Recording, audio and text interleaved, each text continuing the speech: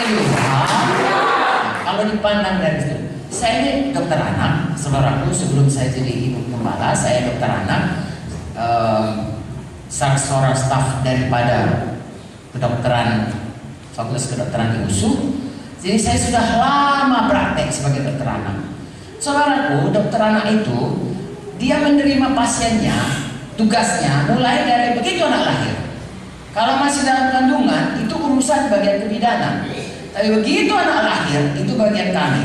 Entahkah anaknya lahir prematur, atau anaknya lahir cukup umur, anaknya sakit, atau anaknya sehat, itu tanggung jawab kami.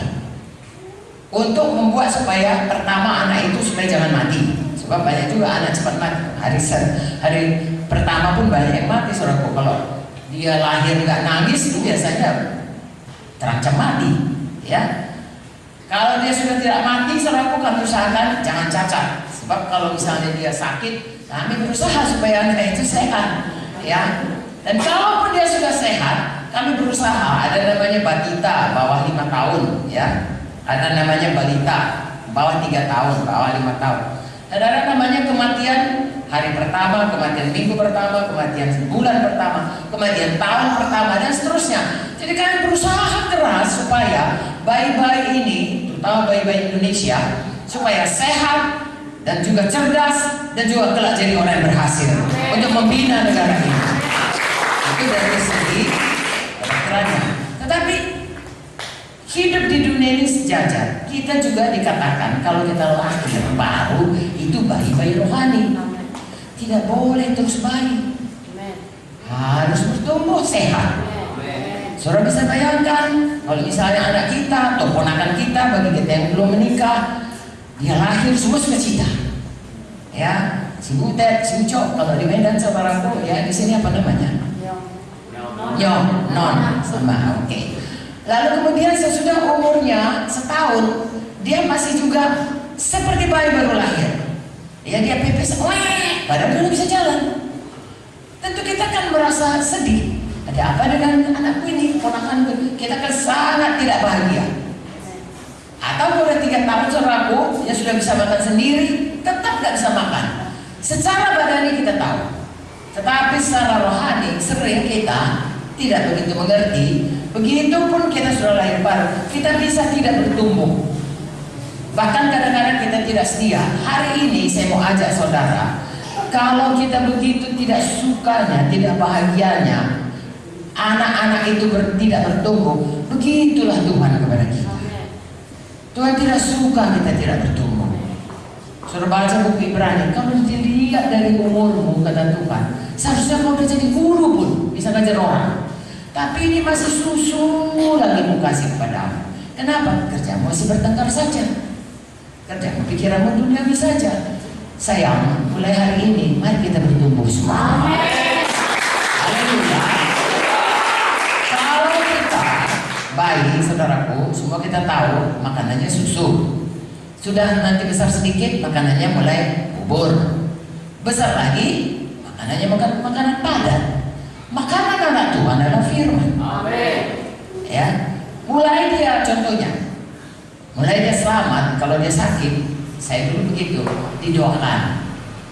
Dia nggak tahu firman, pokoknya Bapak pendeta saya sakit, ya didoakan. Lalu sudah 6 bulan, sakit lagi, didoakan. Udah setahun, didoakan. Jangan, ulang-ulang boleh. Lalu belajar firman. Bisa berdoa sendiri, belajar lagi firman, bisa mendoakan orang lain. Haleluya. Sehingga kita melihat dari bayi rohani menjadi anak-anak rohani, dewasa rohani, lalu kemudian bisa bukan memperanakkan dalam arti kata badani, bisa menyelamatkan orang lain lagi, memuridkan orang lain lagi, sehingga kita melihat kerajaan surga itu bertambah secara kuantitas, bertambah secara kualitas, semua bertambah dewasa dan semua bertambah banyak. Mengapa demikian? Karena pada mulanya pun Tuhan menciptakan manusia ini, itulah rencananya. Kalau kita baca, mari kita buka Alkitab kita, Kejadian 1, saudaraku. Kejadian 1 ayat 26. 27-28, berfirmanlah Allah, ayat 26, baiklah kita menjadikan manusia menurut gambar dan rupa kita, supaya mereka berkuasa atas ikan-ikan di laut, burung-burung di udara, dan atas ternak, dan atas seluruh bumi, dan atas segala binatang yang melata yang merayap di bumi. Maka Allah menciptakan manusia itu menurut gambarnya, menurut gambar Allah diciptakannya dia, laki-laki dan perempuan diciptakannya mereka. Ayat 28, Allah memberkati mereka, lalu Allah berfirman pada mereka, beranak cuculah, bertambah banyak, penuhilah bumi, taklukkanlah itu, berkuasalah atas ikan-ikan di laut dan burung-burung di udara, dan atas segala binatang yang merayap di bumi. Kalau kita perhatikan ini, paling tidak 3 perkara yang harus kita perhatikan. Pertama, kita diciptakan segambar dengan Tuhan. Kedua, kita diciptakan supaya bertambah-tambah banyak. Ketiga, kita diciptakan untuk berkuasa. Itu semua hilang pada waktu manusia berdosa. Jadi Tuhan mau memulihkan itu kembali, sehingga kita kembali pada gambaran Tuhan tadi. Kalau kita mau dewasa, tentunya kita itu mesti bertambah-tambah menjadi seperti Yesus. Amin. Jadi saya dan saudara, begitu kita lahir baru, kita harus bertambah hari, bertambah-tambah menjadi seperti Yesus. Memang rencana Tuhan menciptakan saya dan saudara, semua manusia ini, supaya kita segambar dengan Dia. Kalau kita masih tetap seperti dulu, kalau dulu misalnya kita bohong, sekarang juga bohong.